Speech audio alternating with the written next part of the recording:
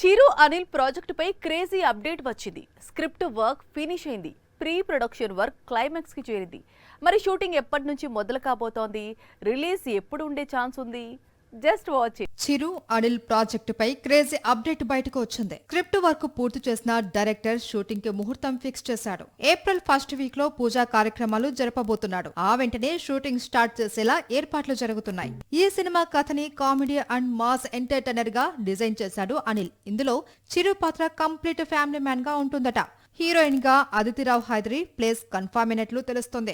ఏప్రిల్లో సెట్స్ పైకి వెళ్లే ఈ ప్రాజెక్ట్ వచ్చే ఏడాది సంక్రాంతికి ఆడియన్స్ ముందుకు రానుంది. విశ్వంభర విషయానికి వస్తే సంక్రాంతి నుంచి పోస్ట్ పోన్ చేశాడు చిరు.